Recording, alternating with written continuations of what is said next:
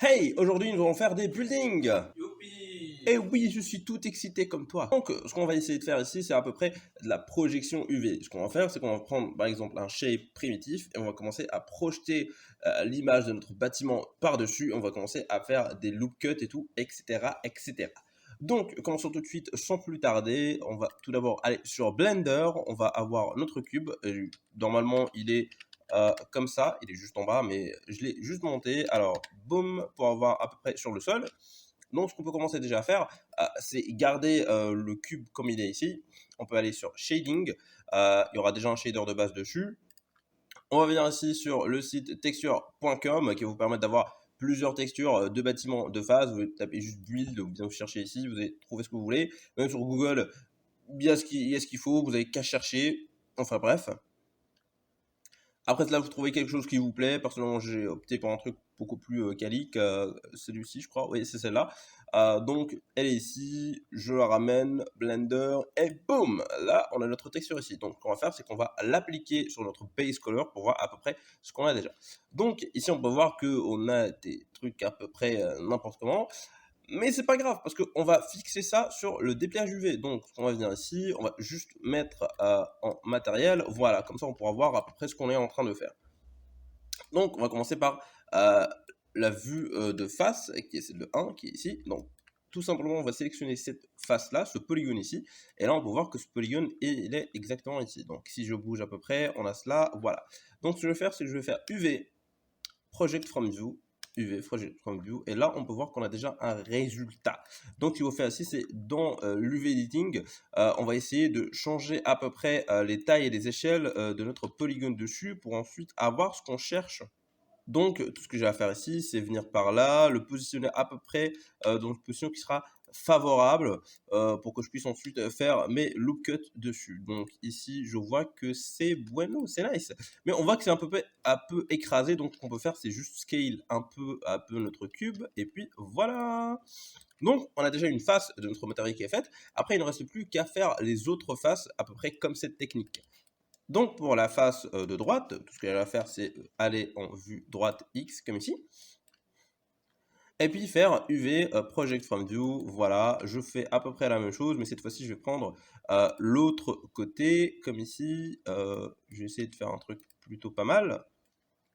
Donc ici, on peut voir que c'est aussi étiré. Donc ce qu'on peut faire, c'est un peu écraser le truc, comme ça. Et puis voilà, c'est à peu près un peu trop écrasé. Donc voilà, j'ai essayé de fixer le bug. On peut voir ici que l'intersection n'est pas vraiment parfaite. Donc on va revenir ici et réessayer de fixer ce bug qui est là. Donc on va essayer d'avoir quelque chose d'assez convaincant. Voilà, ça devrait le faire comme ça. Donc après, pour faire cette face ici, tout ce qu'on va faire, c'est refaire X, venir ici et recliquer sur le bouton petit X ici. Et on va refaire Tab, Face et on va faire à peu près la même chose pour toutes les faces. C'est pas vraiment obligé de faire la projection d'UV sur les faces qui ne seront pas visibles dans votre rendu. Personnellement, je fais juste cette face ici. Après, les autres faces qui sont là, celle du bas et tout, j'essaie de faire une texture uniforme, comme par exemple ici, le rouge. Donc, je vais juste prendre ici, je clique sur le pavé numérique numéro 7, projection, from UV, et donc ici, je viens là, je le prends et j'essaie de prendre un carré qui soit rouge complètement, qui va permettre d'avoir une texture rouge par-dessus. Voilà, ça passe. Il faut se dire qu'on peut faire plusieurs étages à notre immeuble. On peut très bien extruder tout cela et refaire d'autres étages. Ce n'est pas vraiment un souci. Donc aussi pour le bac, on va faire à peu près la même chose. Donc Y, on va venir ici. On va prendre, on va prendre là, UV, faudra que je prenne UV. On va ici et puis voilà. Techniquement, ça passe. Donc après, il ne reste plus qu'à faire cette face ici. Je vais la faire vite fait. Donc après qu'on a nos UV qui sont appliqués, donc j'ai juste supprimé la face de bas, voilà ici, comme ça on a un truc à peu près ouvert qui sera plus optimal pour le rendu. Donc ce qu'on va commencer à faire, c'est passer en mode layout, on va activer juste les textures parce qu'on va devoir faire des loop cuts, là où il y a à peu près nos fenêtres et notre porte. Donc on a une seule porte, oui. Donc ce qu'on va faire, c'est qu'on va passer en edit mode, boom, loop cut, Et voilà, et là on va commencer à couper à peu près tout ce qui est là où il y a des fenêtres, on va faire des loop codes dessus. Donc après qu'on a fait à peu près tous nos loop codes, tout ce qu'il nous faut faire, maintenant c'est passer en polygone, sélection de polygone pardon, donc on va sélectionner toutes nos fenêtres et notre porte.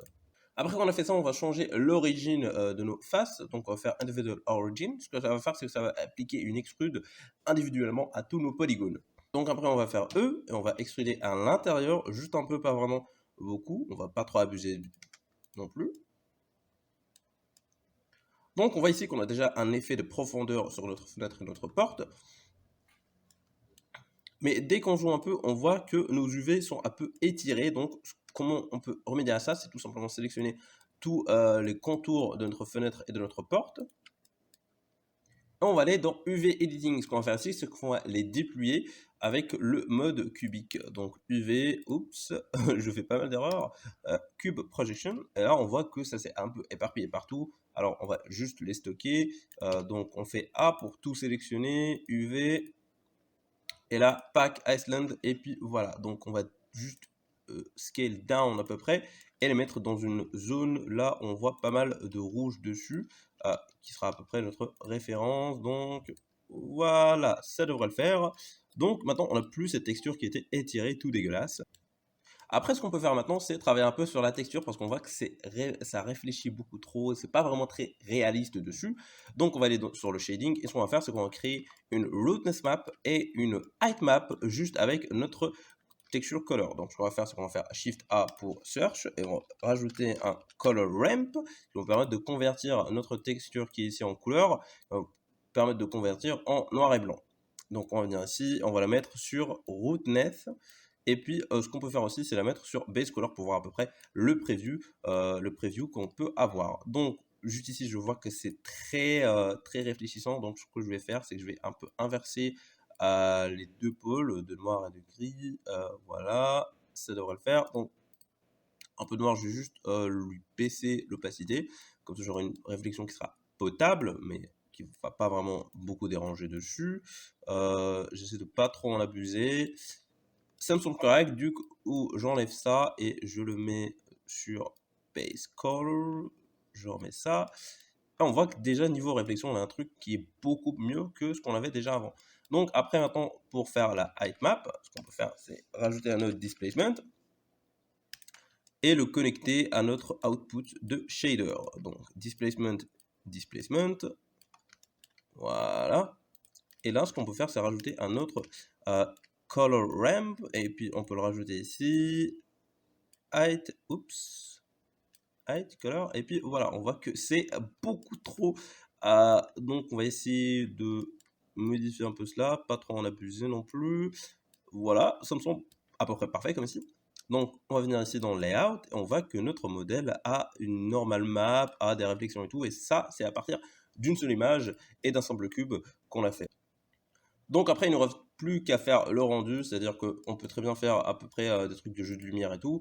Comme par exemple, si je veux simuler une scène de nuit, je mettrai, là je suis en Eevee bien sûr, donc je mettrai tout en dark. Bon, l'éclairage, on va un peu travailler dessus, question que ça soit pas vraiment dérangeant. Là déjà je vois que j'ai à peu près des problèmes quand je change l'éclairage, donc je vais aller sur ma height map et je vais commencer à modifier un peu dessus parce que ça m'a l'air trop flagrant tout ça, donc on ne met pas beaucoup de détails dessus et je pense que ça passe comme ça, ouais, ça le fait bien. Donc la taille, je vais l'augmenter ici et je vais changer à peu près la couleur pour pas vraiment abuser dessus. Et je pense que ça devrait le faire comme ça. Ouais, maintenant je vais juste switcher sur Cycle pour voir à peu près ce que ça donne. Et c'est plutôt pas mal. On a déjà un résultat qui est assez potable en se disant juste qu'on part d'une simple image. Donc vous pouvez très bien ensuite rajouter des autres modèles 3D qui seront simples aussi, une poubelle, des escaliers, une lampe et tout. Vous pouvez très bien mettre ce modèle dans un environnement potable et rajouter même une HDRI. Il a juste mis la lumière en noir, ce qui est pas très ouf comme résultat. Mais c'est à vous d'expérimenter, de tester les trucs. Moi, je vous montre juste comment faire le truc. Donc, c'était tout pour cette vidéo. J'espère que ça vous a plu. Ciao. Oui, c'est tout pro. Était super rapide.